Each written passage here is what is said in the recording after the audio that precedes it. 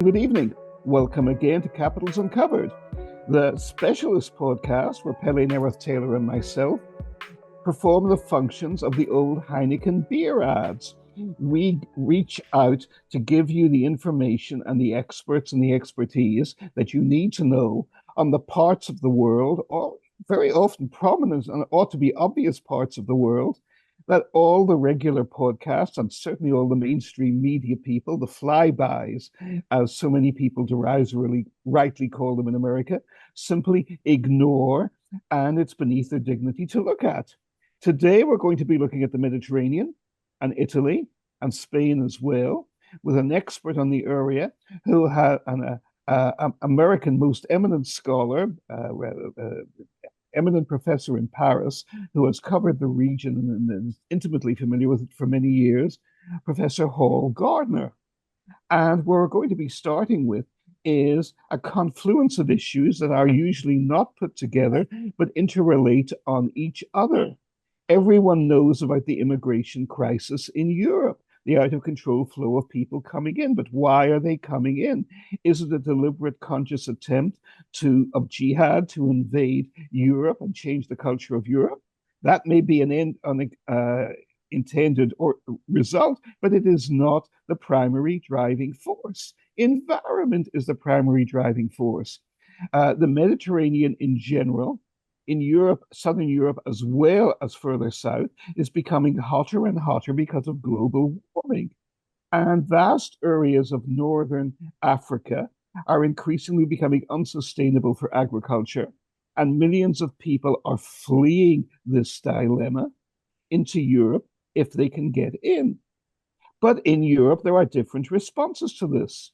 Spain has a relatively open liberal policy towards immigration still, as we saw in the Ceuta or Ceuta crisis just a couple of weeks ago.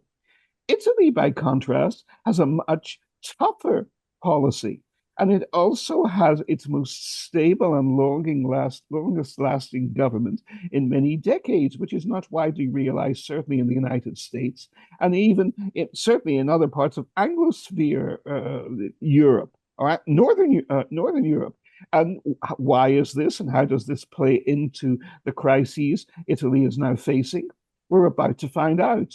Paul, shine your always enlightening gaze and telescope and microscope as well, if we need it, on these trends. What is happening in Italy and why? Well, the nationalist movement, Meloni's movement, came to power a few years ago, and it based itself on being tough on immigration. Um, and at the same time, it also recognized that Italy needs workers. So, in fact, after coming to power and raising these fears Yes. that it would try to eject everybody, it actually openly welcomed many workers from foreign sources and foreign countries, and began to at least start to integrate them. But they really want to be tough on any more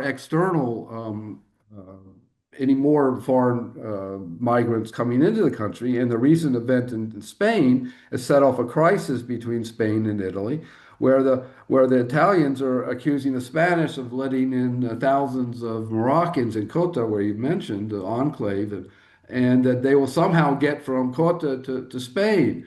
Sorry, to Italy, from Spain, and or even directly from Ceuta to Italy. And this has created a crisis, but the real crisis is between the two visions, the nationalist vision of Italy and the more social democratic vision of Spain, in which Spain is really trying to integrate a number of these foreign workers because they realize they need these workers, and they need to maintain their social security systems. That's another issue. France, Exactly. Spain, Italy are all in a crisis of Social Security because they don't have anybody to pay Social Security in the future. They're planning I live in France. They're planning to cut my retirement because they don't have enough money, workers to pay for it. And yet at the same time, they want to prevent more people from coming into the country. So you've got this real contradictions going on where you need workers, but you don't want foreigners, and you don't want Islamicists, as you just pointed out. So the almost every Spain, France, and Italy are kind of the same quarrel problem, and they're each approaching it in very different ways. But the two extremes are really well, relative extremes are Italy and Spain. Yeah, I'm fascinated by this because, of course, in Britain we see the same thing. It's the reason Brexit backfired. Brexit was Right. sold to the British people to stop third world immigration flooding into Britain.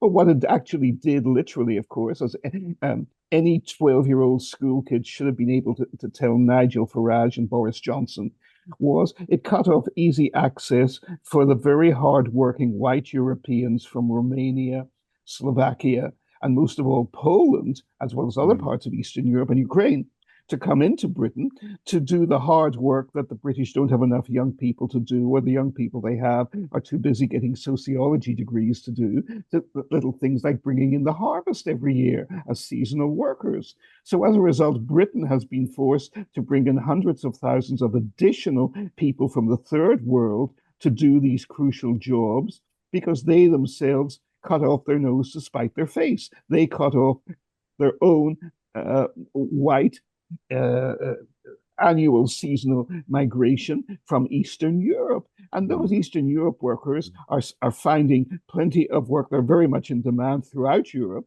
but they can't get into Britain because of the new bureaucratic relations the British themselves put in. But it's another example of unexpected, unintended consequences.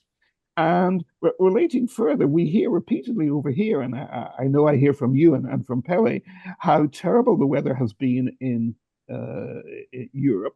Far too hot, rather far too cold.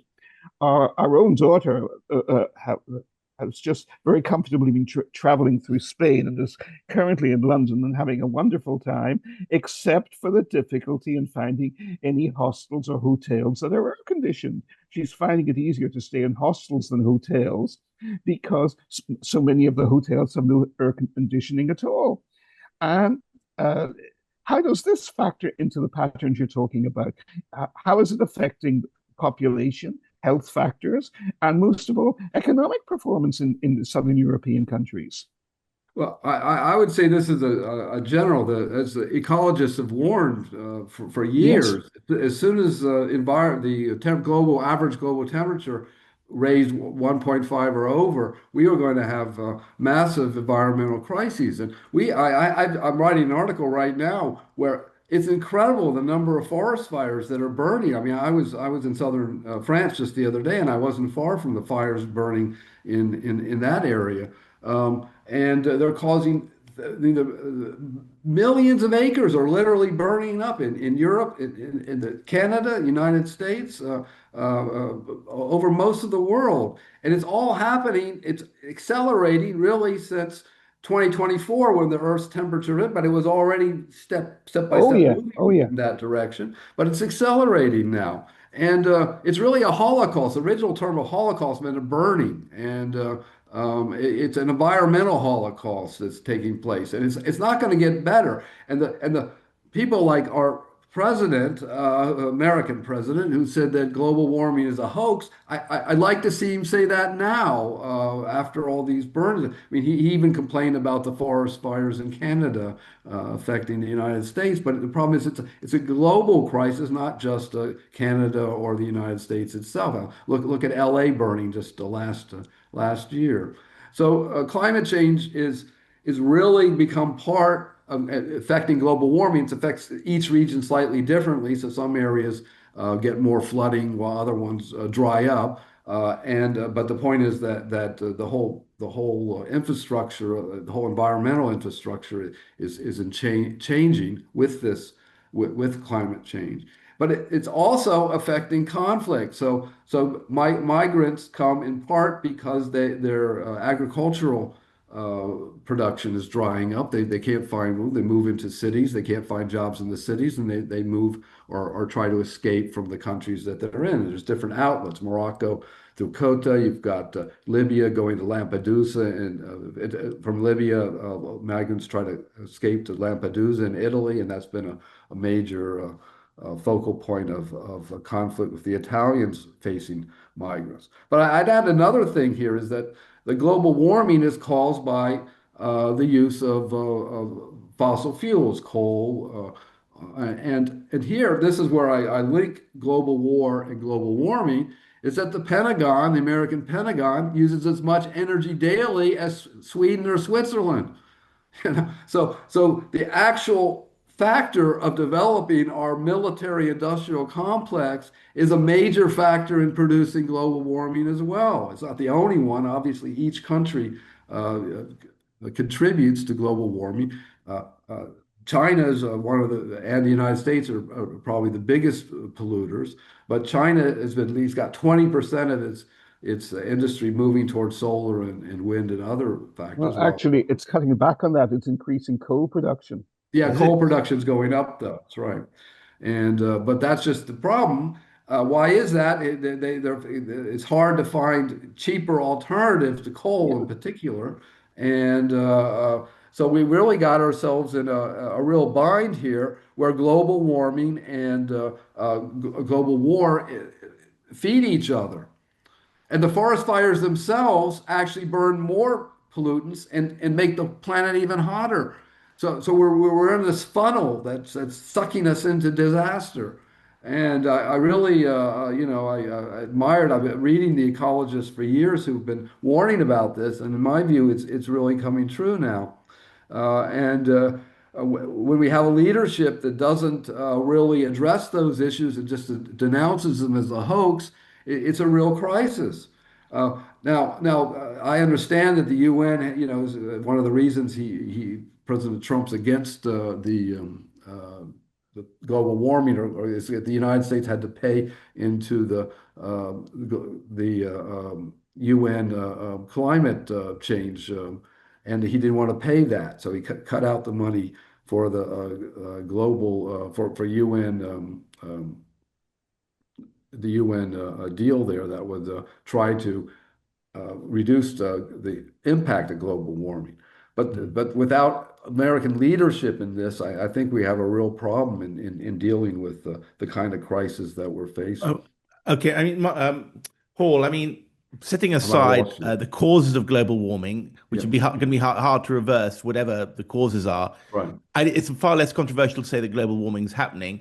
What are Italian, French, and Spanish policymakers saying about what to do that? I mean, you're sweating. I mean, I was in the UK, which was 36 degrees, which is unprecedented. But you Yeah, in France were 8 degrees hotter than that. It's yeah. almost unimaginable. I could barely function at 36 degrees, and I You imagine can, air exactly. conditioning in France is not in Oh, Paris. it doesn't exist. They've been trying to get rid of it for years or not allow it to enter. And I actually, when I first came to France, I was very happy there wasn't any because I hate overly air conditioned places. I get Yeah. sick. And I've gotten sick many times from air conditioning. For France was wonderful for me, but now it's so hot, I have a hard time dealing with it. But I can't work at this heat either. So you need some sort of happy medium, not so much air conditioning, more natural air conditioning.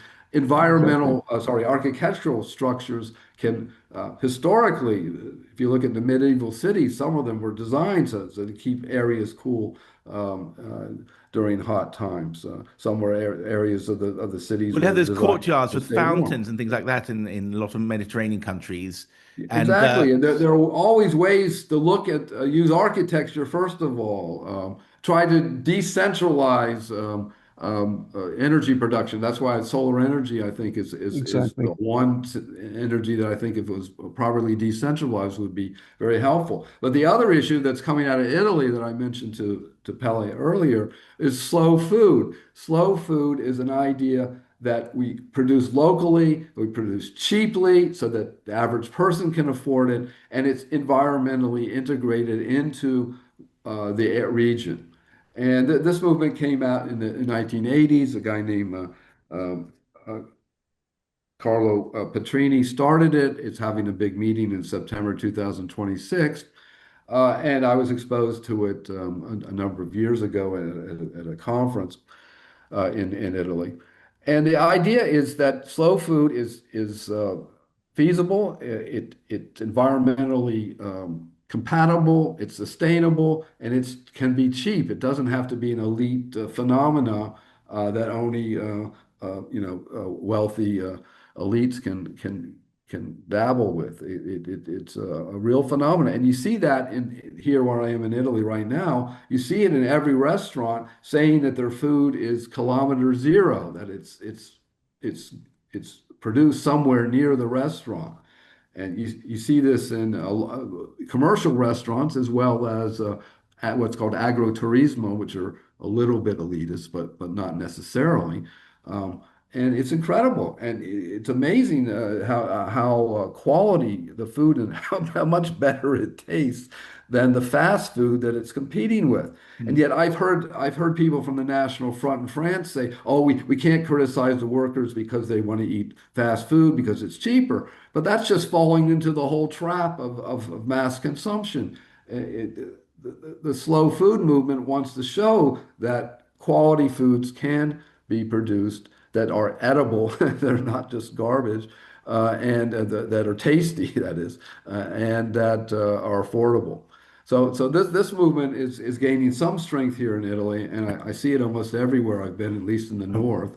I Hall, think it's pretty strong in the would south you, too. Yeah. I mean, you live in France, would you say that, because I traveled from Spain through to Sweden 2 years ago or 3 weeks, and that's interesting to see how the country's changed as you go from one to the other. Would you say that France is a northern country? Has it got more to do with France and Britain and Germany, or is it a southern country? Because, Oh, I think the French I'm know with you, Hall. It's themselves. both, isn't it? The French, on the one hand, they want to support Ukraine and be in Eastern Europe. On the other hand, they have to focus on Mediterranean. And this is one of the Yes. reasons why they could never get along with the U.S. and NATO because they also had this Mediterranean issue.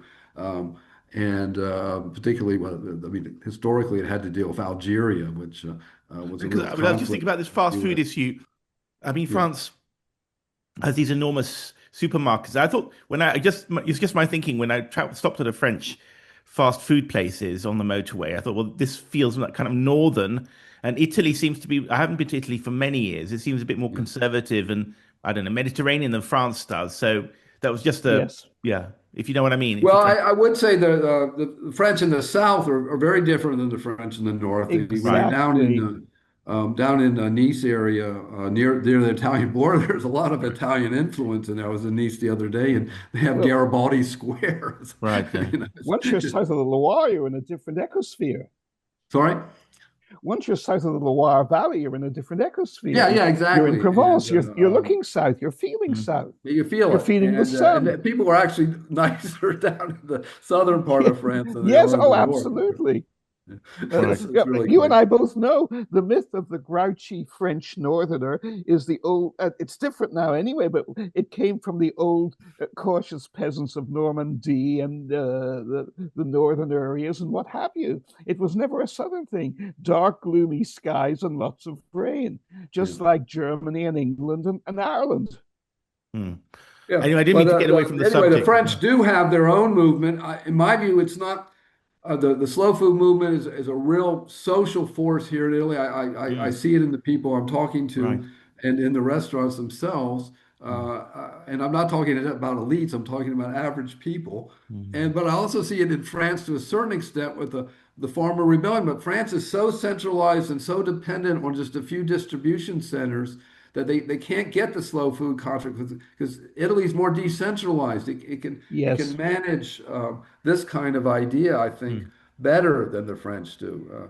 And you see But that that, of course, goes all the way back to the history and culture of both countries, doesn't it, Hall? yeah, France has had this great centralized government, which brought it prosperity and security, but also bureaucracy as well for a yeah, thousand years. And Italy was always lots of small countries. The bad side was they kept getting invaded from every direction.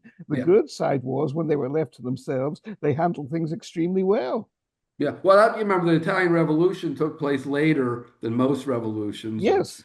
and it's still, in some ways, it's still there's a lot of not tensions, but sort of you can see the social tensions between the different parts of Italy Oh, is very still, definitely. and Siena um, still looks down its nose at Naples, doesn't it?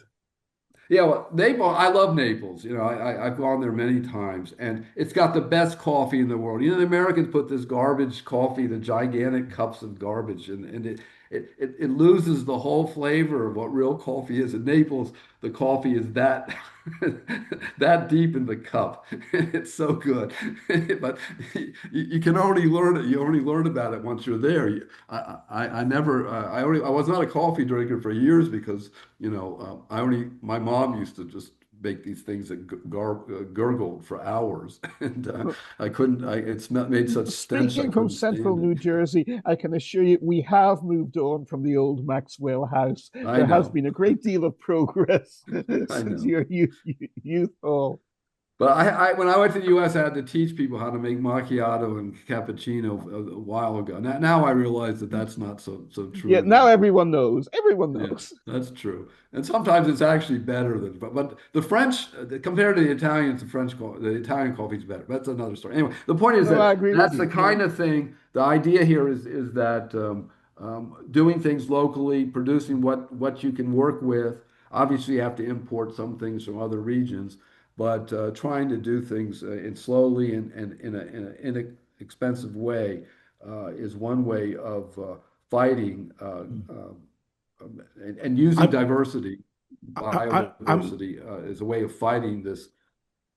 working on a book about the European identity and with reference to Sweden, but looking at other countries, with my experience of Brussels and so on. And this, I mean, I know that a lot of people say the Americans are not pulling out of Europe at all. I mean, they're just pushing Europe to take on more responsibility. I mean, it's the jewel in the crown of their empire, Europe.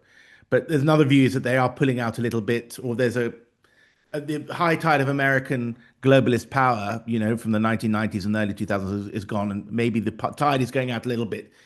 How do we in Europe reassert our identity and sovereignty? And we have to reassert our sovereignty and identity somehow. And I'm wondering, I mean, you don't see it in Sweden at all. They've gone the other way with joining NATO, and they're always the most Americanized of societies. I didn't see any developments like that at all. But I'm wondering whether some of the countries are like rediscovering their identity through and sovereignty through food. So Yeah, what you're saying exactly. Well, kind of fits into that's my been one of thesis. the issues between the U.S. The U.S. is wanted to sell its bush chickens to Europe, which are highly chlorinated That's right. That was one of to the kill Brexit the issues. germs. Europeans are absolutely right to resist that. It's Yeah. horrible. The chicken But tastes it's that horrible in the United it's the States. Alamo of Europeans because if they collapse on an issue where European food is so obviously superior, then they absolutely have no sovereignty left. So that's it. But it's also a place to stage one's fight back against American influences over food, which Italians do so much better. Yeah, So no, I think it is a real battle, and it's unfortunate because I kind of my personal thing is I judge a lot of cultures by the quality of their food. I love Thailand because it's the quality of food there. India has a totally different. Each region in China has different foods. And the point is each region should really be proud of their differences and their what they themselves have developed over the centuries. And Well, the if Europeans I may, need to Hall, for fight the all it Americans and their the mass production of agriculture is destroying our food and our tastes. Marty, yeah. if I may, de Gaulle's comment comes back to me from what you were saying, Hall, because de Gaulle, of course, kept the great centralization of France in some respects, increased it, certainly modernized it, transformed it. But he famously said, how does one govern a country that has more than 300 different kinds of cheese? Yeah, yeah, sometimes 400. I hear different quotes, but yeah, it's true. Yeah, so do I. Thank you for exactly. I thought I always exaggerate as an Irishman, so I thought I'd be cautious for once. If you're right, it must be at least 400. Yeah. Well, What's the there's a lot of issues. I love French cheese, particularly goat cheese, and it's something it's one of the reasons I remained in France because you can't get goat cheese in the United States, or you can now. You can. You couldn't when I was growing up. But they have different cheeses that are not allowed in the United States because of the hygiene don't have the right uh, processing that allow them Well, to pass U.S. customs. But the point is that there are many French cheeses, and that's one of the areas of decentralization Each region produces a different kind of cheeses, and each goat cheese is totally different, as are the cheeses made by cow and other. I've lived exactly the experience you've described because in my 60s, I spent quite a number of years, spending much of the year in Kazakhstan, covering the Caspian oil industry. And I Mhm. was living very comfortably. And Kazakhstan, of course, is a hugely prosperous energy society like Saudi and the Gulf states. They can import anything for the middle class and upper class that they wish, and much of comfort foods for everybody else. Supermarkets are reasonably priced and well stocked, even throughout obscure towns and provincial cities. And whenever I would come back to America, back to the Washington area after 2 or 3 months out there, I'd get a physical and I'd always have lost 10 to 15 pounds in weight and be looking better. And it wasn't just the superiority of Kazakh ecology and cooking. There was a lot to be said for that, a huge amount. But the society in which I was in was importing food from Europe. Now, in Europe, I believe 90 to 95% of all food produce is carefully checked for illegal additives or potentially dangerous additives and chemicals by the local national health and transnational health authorities. In America, the figure with the FDA is less than 5%. It's argued, Yeah. according to some estimates, it's down to 2% because it has been systematically slashed ever since young Bush Jr. had his ghastly 8 years in power, and Barack Obama did not roll any of, for all his progressive talk, did not roll any of those malign budget cutting policies back. And the trend has simply followed overwhelmingly ever since. Joe Biden was equally useless. So basically, you are eating much more potentially harmful chemicals in North America. Polish people who come over, the rate of breast cancer among Polish women is one of the lowest in the developed world until they come to America. And then Mm. they rise up, not they don't spike above everybody else. They rapidly, the rate of cancers, especially cancers for ladies, rises up to the same level as all other American groups because they eat the American way. They aren't eating the Mm. more healthy way they did in Poland and in Europe anymore. Well, I'm wondering what because I was married to a Polish woman. I wonder what the healthy aspect of Polish cuisine we are thinking of. But certainly, Sauerkraut, unlimited maybe sauerkraut. quantities Yeah, thereof. sure. I think Of so. course, that's the Well, Ukrainian tradition, as I can don't testify as remind me well, about sauerkraut. We used to use canned sauerkraut in my elementary school in the US, and it was the most grotesque. It made me sick every time I because it was cooked it. American and And I came to canned, my Europe hating friend. sauerkraut, and I had real sauerkraut, fresh made with real cabbage. It was so Yes, good. yes, I that's couldn't it. imagine. It's so healthy. But now we have in the U.S., Exactly. my family was here, and they were telling me about the crisis of lettuce that's being uh, polluted Lettuce? and causing terrible. Yes, lettuce in the U.S. Go It's a big on. scandal right now. You look it up. It's fascinating to talk about From geopolitics in terms of food, yep, and it's okay. Yes, so exactly. obvious, and We've yet never done this hardly anyone has before. done it. Um, so I think that'll be the lead. That's what I'll lead the show with. I think. Yeah. Um, Let's have a picture of Yeah, Paul, of it's course, very with a important. lettuce Geopolitics and beside food. him. It's very interesting. the Right. English. How do you rule a country that's got two cheeses? Answers on a Yeah, postcard. right. Exactly. Well, I have to admit, Is I that really sweet? wasn't, when I lived in London, I was eating at Indian and Pakistani places because I had a hard time finding. When was I that? did eat once at the House of Lords and I had peas like I never had peas before. They actually tasted good. So I have to admit they must have some t taste in Britain somewhere. But Right. unfortunately, I didn't find it in the average place. While we were talking, I actually asked AI what the story about forest fires is, and it took a couple of minutes. And I'm just before you think, oh, it's AI, it pulled sources, including the Joint Research Centre, the EU, the Ferran Cordiero Damiano et al. Major Intensification of Fire Weather Scientific Reports, the Nature Portfolio Press Release, Nature News, Turco et al. From the Public Library of Science, the European Environment Agency, World Weather Attribution, Carbon Brief, and so on. And the conclusion is, I have to read the separate sources, is actually there's fewer forest fires not more. Okay, just for the information, and I'll Wow. just tell you what it was. Um, it's warmer, so there's definitely warmer, but there's actually fewer fires than it was 40 years ago. And I'll just read the right thing here.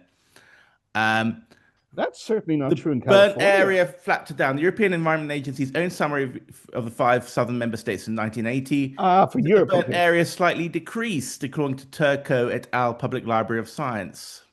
Uh, Well, sorry, just let me finish. Spain is the cleanest sure. single test. 2025 burnt roughly 380,000 hectares, described by researchers as Spain's fifth worst year since 1961. But the four worst years were 1978, 1985, 1990, 89, and 1994.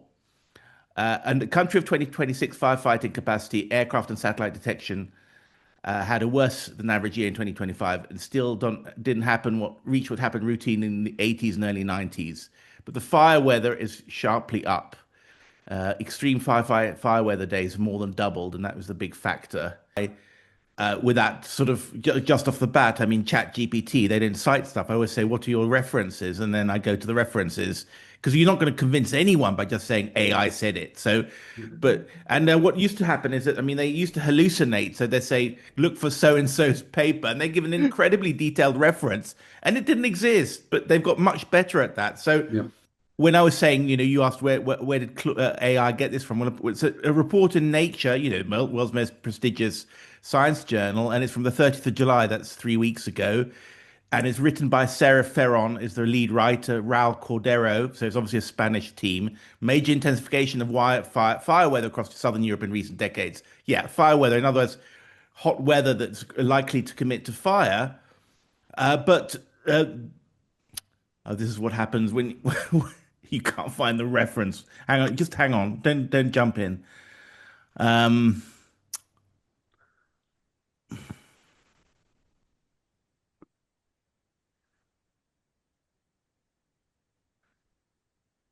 uh,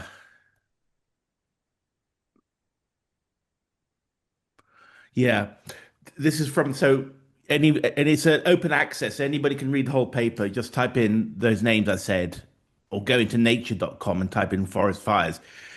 So they said the burned area in southern Europe remains lower than in the 1980s, with the exception of Portugal. The annual burned area in each southern European country has been lower in the last decade than during the 1981 to 2010 period. Particularly large declines have been observed in Spain, France, Italy, where burned areas decreased by 25%, 41%, and 31%, respectively. In Spain, the average burned area was approximately 170,000 hectares in the 1981 to 2010s, but declined to 127,000 in the last decades, largely due to improvements in fire prevention and suppression. Yes, Yeah, exactly. sure. These reductions underscore the overall success of fire management and containment efforts. But then he goes, the main point of their paper is that it's much hotter, and so a Yes, small fire can exactly. easily become a big fire. So, I mean, Yeah, that was the point. it But sucks the water out of the soil. The heat sucks yeah, the yeah, water out sure. of the But I mean soil that. and But I mean the the writers plant. are saying the global warming skeptic to say it's not hasn't increased the burnt fire. I lived. We've been going to Mallorca for 40 years because my parents have a house there. And I remember the 80s. The western part of the island was completely devastated by forest fires, and it hasn't happened in the last couple of years, even though they've been much hotter. Anyway, Exactly. yeah. So just because sometimes the global warming skeptics and the believers talk past each other because they're citing different facts and they're both right in Right. terms of Exactly. yeah. Okay. No, but that's the problem with AI. AI will be able to focus on certain articles, et cetera, and present a great propaganda piece for one side or the other because of its But that's incredible sense nature. of That's not detail. AI. I just told you. So, but Yeah. it actually gave a nuanced picture. It said Yeah. fire management is better, but the weather is hotter. So that's a fact. That's a claim both people can live with. Surely. Sorry.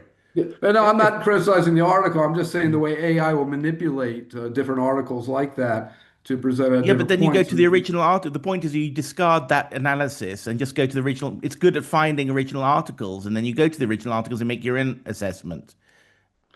Well, what is not criticizable to my knowledge. Maybe Okay. somebody will come up with it, but the Danube has sunk to its lowest levels in Oh, yeah, years, and absolutely. 20 Nazi warships suddenly appeared. It's Yeah. not the first time they appeared, but they appeared more now than any. And Yeah. this to me is like the rise of global militarism in the midst of this global catastrophe, Yeah. ecological catastrophe that we're Yeah. Tell us facing. more about that because it's like a fairy Yes, story or a horror story, isn't It it? is. It's incredible. I mean, I've only seen. I'm not there present in the Danube, Yeah. but these warships were scuttled by the Nazis towards the end of the World War II to block the Danube, and they suddenly, because the Danube is so low, they've suddenly risen. So for me, this is the symbol of militarism coming in the midst of this environmental catastrophe. But you know, I lived in France during the same period as this report you're saying, and right now the French are 70% low on water. Right. Their reserves are bottom to the bottom. The Right. firefighters can't fight this stuff. They're going on strike. I mean, Right. it may have been true exactly. back when Yeah. you said that thing, but Yeah. to me, it's changed. Well, It's it even could be worse that now. this year it's not true of this year. It's true for the last 10 years. So the paper might have not been caught up with the latest data for All 2026. right, right, exactly. So Yeah. that's fine. That's what Yeah. academics is about. You know, Yeah. you put what you Anyway, have so and you try to but do we know build anything it. more about these Danube ships then? Because it's a very vivid image, isn't it? Well, there was a good article in National Geographic about it. I think it was National Geographic about it. It was, gave a really rich analysis of the background for this, because that's the other point I wanted to make of Marty. It's not just global warming drying the thing up, it's the way water and land has been managed, and the fact that the Danube has many dikes Exactly. that have blocked it, and this dries up the water too. So we can't blame global warming on everything. But Mm. it is the lowest the Danube has been in years. But again, and here I agree with you in the other article, that it's not just global warming causing this, because man's management of that water and it's the relationship between water and the land has changed radically over the years, and Mm. exploitation of rivers is really at its peak in certain places like the Danube. Again, I'm just using this as a poetic metaphor Mm.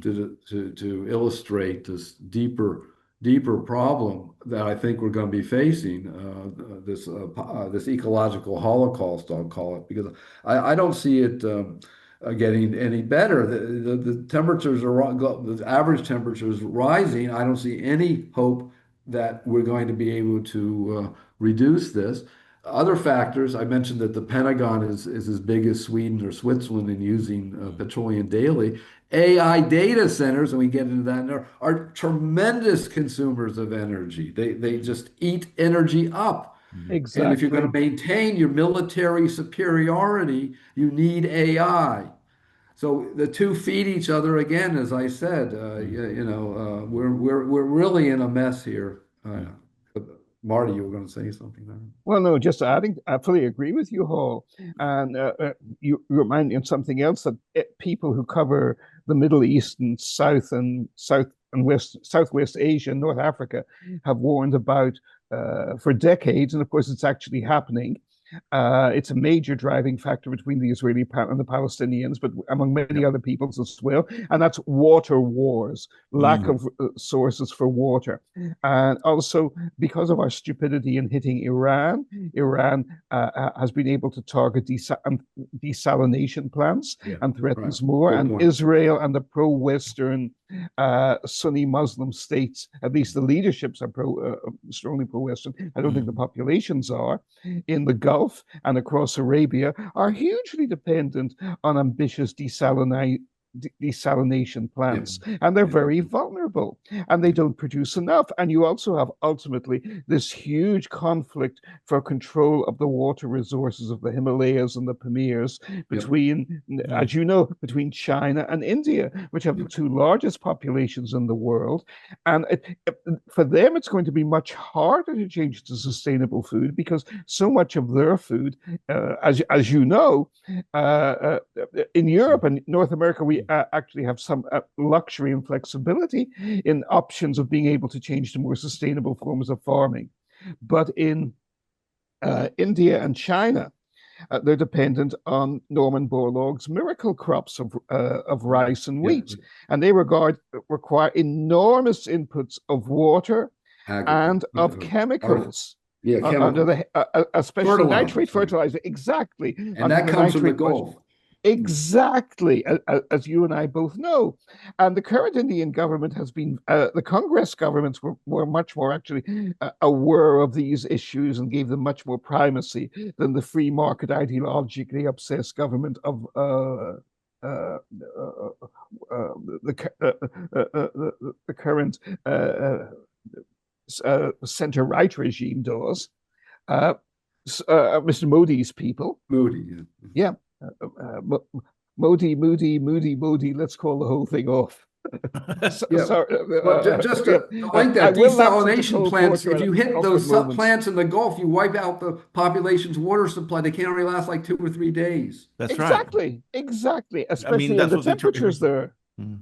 And you know what the Exactly. other threat is? The threat is not just the Gulf of the Hormuz, Straits of Hormuz, to take that. It's the threat to cut the cables, the undersea cables, or on the internet passage. You know, Mm. Iran has been using that threat too. Nobody knows about that. The Oh, Russians have used that threat, you're and absolutely right. and And the Qatar, of Iranians course, is have. one of the And that's world's one of great the reasons financial why Trump centers. said, "Oh my God, we better watch out. We might be in a global depression." Mm. You know. It's amazing the stupidity that's leading us. Well, Well, it's We are amazing how walking all the independent we all catastrophe. are in a way, aren't we? I mean, exactly. there's Exactly. so many mutual vulnerabilities. Okay, I mean, we've got topics. I'll just say something, and Yeah. I'll wind up a wind Okay. up note. Go ahead. There's an election in tiny little Sweden in a few weeks' time, and I've got one ear to the ground. Almost Yay. nothing of these. I mean, if people listen to this podcast, they get a much richer experience of what's really happening in the world. And if they listen to the people talking on Swedish mainstream television or the news, I mean, it's really sort of looking at Mm. gaffes and who's saying what, and nobody's Don't looking forget strategically. And you what sort of hope that it's a CBS and NBC as well, Pele. yeah. Well, you think it's a relatively run country. I tried to tell locals here that I hope that there's somebody flying the plane, because and yet it is a relatively well-run country, and you think, how did they do it? Because the level of public debate is so poor. And the other thing I want to say was that it's one of the few parts of Europe where there's more than enough water. One of the few parts of the world where there's something like 5,000 lakes in Sweden and Mm. Finland. Mm. So you take a dip on an August evening like this, and there's no feeling that there's anything wrong with the world at all. Mm. And it's 20 degrees, 15, 20 degrees, and leaving London and the continent, you think that's a different world. And suddenly that becomes your reality. It's funny how we all live in different realities. And then you Mm. forget about that heat wave, and then your priorities become different. Anyway, great to have you both on. And of course, Marty will have more shows tomorrow, and Europe coming on soon, I hope, to talk about AI, perhaps AI piracy, stuff you feel strongly about. But I'm a incredibly, victim. sorry. I'm a victim of AI piracy. That's So right. Oh, Yeah. we got to have you, man. Absolutely. okay, okay. When I get back to Paris next week or so, 2 weeks. Great stuff. Okay, take care, guys. Have a wonderful rest of holiday in Italy, Hall, and see you Great, thank you. soon. Great discussion. Enjoyed it. Great, Hope the guys. Same whole here. Come back audience soon, does. Hall.